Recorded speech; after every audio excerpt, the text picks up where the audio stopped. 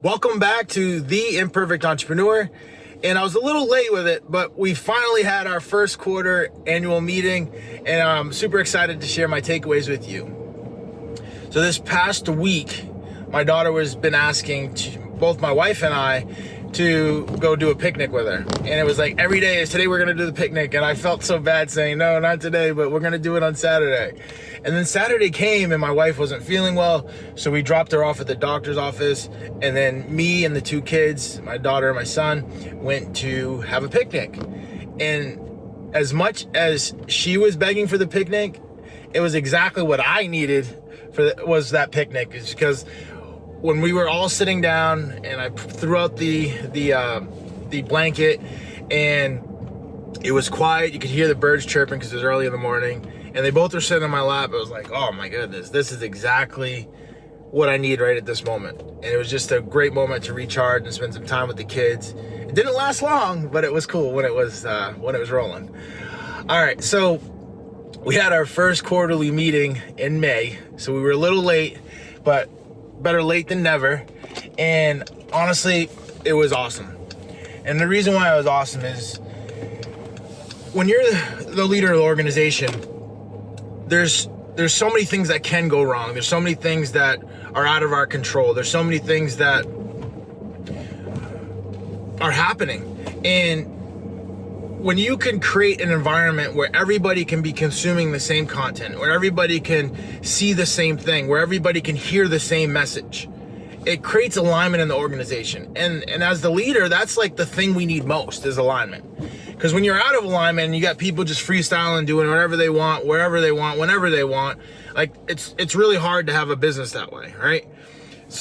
So having that team meeting allowed for us all to get together, all 26, 27, 28 of us to get together, meet at one location, even though we were, some of us are in Memphis, some of us are in Texas, some of us are in Florida, some of us are in South Carolina, all we're spread across the United States. We still were able to get together and at one moment in time and share the vision of the organization, share the mission of the organization, share the core values of the organization, share the wins of the organization, share revenue targets, share estimate targets, share how we're actually performing.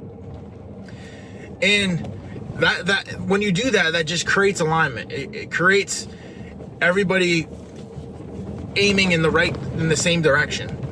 And I love alignment because I just know when you're not in alignment what it can cost you, right? And it cost us $500,000 last year because we were out of alignment with our team members. We had team members doing whatever they wanted, jobs weren't getting executed properly. Therefore, we had to go back and do rework. And anytime you go back and do rework, it's costing you money. It's hard enough to make money the first time, let alone trying to go back and do it the second time or the third time. It's like very, very expensive. So I know how expensive not being aligned is. So therefore, I've forced myself to say, Oliver, we're late on Q1, but we're still going to do it. And then we're still going to do Q2 and then keep rolling to Q3 and Q4. Why? Because alignment is so important in the business. Another thing that happened from the meeting that I guess I could have assumed would happen, but I didn't assume it, and actually in the meeting it just started to show itself. And that's like the camaraderie of McKinsey. It's the camaraderie that these meetings create. Here's the one goal that we're all shooting towards. And it's cool when you have an individual goal, but like here's the collective goal. And we're all pushing towards this goal, and like, let's see how we measure up. And like, there were some areas where we're not at our high target, right? But it was cool to hear afterwards, like, we now know where the gap is, and I want to, like, what else can we do to close that gap? I want to close the gap. And to hear team members come together collectively say, hey, how do we close the gap? What do we need to do to close the gap? And start thinking in that way. It's like the reframe.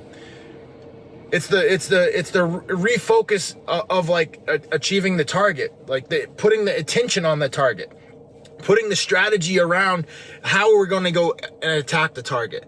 And the thing that didn't happen previously, we would never have these meetings. So it would be like at the end of the year, it's November, and they're like, hey, we're behind on our targets, and how do we close the gap? And it's like, dude, you really have 30 more days in the year. Like, we're probably not going to close the gap. And like, not having that meeting is like, it allows you to, like, your goals to slip. Whereas now having that meeting, it allowed us to, like, re-engage and, like, oh, we're behind here. Let's put some awareness around that, and, like, let's put some attention and some action and some effort around this to catch back up. And I didn't really understand that was going to happen, but seeing it actually happen in real life was really impressive.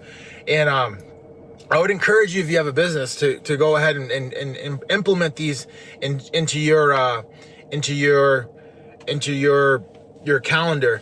Quarterly meetings allows everybody to get on the same page, get in alignment. It allows everybody to come together in one spot and basically create some camaraderie in the business, create some togetherness, to create a collective goal that everybody's shooting towards. And you know, while that meeting was happening, you know, I was realizing that, like, because I put it together and we were behind, I didn't have as much engagement from, like, our internal team speaking to the rest of the team.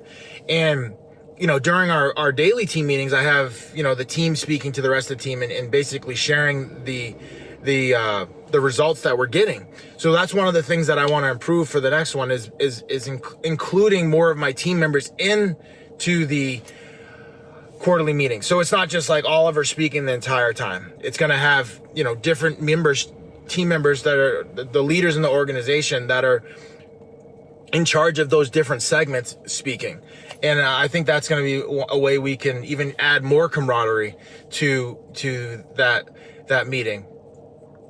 And, you know, as we're all pushing for bigger targets, as we're all, you know, going after our dreams and our goals, like, one of the things that I never want to forget is that it's more, instead of it just being about, like, what we're doing, it's more about the impact of what we're doing, right? And that's one of the things that I feel like as an organization we've done really well at this quarter, or this first half of the year, is getting a better understanding of the impact that the organization can have on our teams. And the only way we can get that is by literally breaking down who's going to do a personal and professional financial goal conversation with each team member. And for a number of months, it was like Oliver was going to do them all, and then it was like one or two people were going to do them all, and then we had 3 people. But now we've, like, literally chunked it down so that everybody in the organization has a PPF meeting, a personal, professional, and financial goal meeting, and different members of the organization are all pulling everybody up. And what I mean by pulling everybody up is, like, once you understand what someone's goals and their targets are, now all of a sudden you can work with that person to show them how they can achieve those goals and targets through the business winning, right? And it became really clear what, like, that whole process through understanding that the only place that charity comes before money is in the dictionary. So, like, you need to have money to be able to give to a charity, right? So, like, the same thing kind of, like, translate to business. Like, you need to have resources to be able to hit a personal goal. Like, it might be, I want to, you know, take my mom on a vacation, or I want to take my kids or my family on a vacation, or I want to pay off my house, right? Like, your professional goal, I want to go do a training, like a project management training. I want to go do a leadership course. I want to, you know, take some additional courses. Like, well, we need resources to be able to pay for those courses, to pay for the hotels, to pay for the travel to and from the course. So it's like you need the resources first, right? The financial goals, like, I might want to pay off my house. I want to, you know, make more money. Well, the business needs to win. The business needs to make money, and the business needs to make resources to be able to allow our team members to hit their personal, professional, and financial goals. So once we understand what their goals are, we now know what buttons to lean into and to help get additional results for the organization, so that the organization can win, so that those team members can do those goals. And the only way you can understand what your team members' goal is to actually invest and put some intention around putting time towards understanding what our team members' goals are.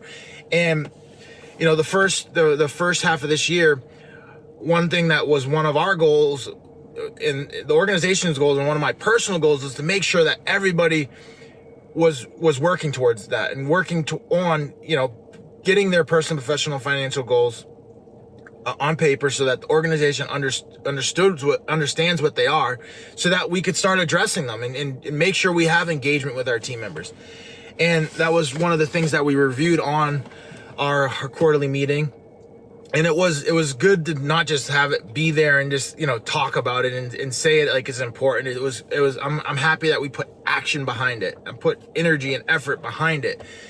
And I'm always in alignment with eating my own dog food, like not just talking about something, but actually talking about it, and we've actually done it, and like that's what I mean by eating my own dog food. So the quarterly meetings, as the leader of the organization, I thought it was kind of scary. And what I mean by scary, it's like, oh, we're doing something new. We haven't done this before. It's like, how's it going to go? How's it going to be received by the team? All of those things, we just totally squashed that and just said, you know what? It's more important for us to get this collective message out to the team than it is to put any intention or any attention on the negative things or the assumptions that could have happened or would have happened or should have happened. Instead, we moved forward with the quarterly meeting, and it created alignment in the organization. It created camaraderie in the organization, and then it also created an ability to understand the results that the organization needs to get, so that our team members can get their results that they want in their life through their personal and professional and financial goals. So with that, if you haven't implemented a quarterly meeting in your organization, I'd highly recommend it. It went off without a hitch in our organization, and I'm excited to see the results that it creates in the organization. But I already see the result that it's like creating, where it's like we know what the gap is, and now we're trying to close the gap. So like that closing of the gap is like what every business owner wants. It's like, how do we close the gap? How do we close the gap? Well, instead of me just thinking about it in my head, let's get the whole team working on it together. And that's what the quarterly meeting does. It gets the whole team working on how do we close the gap. So if you found value in this, go ahead and leave me a comment below. If you have any questions, go ahead and ask your questions below. I'll make sure to get back to you. And also smash that like button. Let's roll.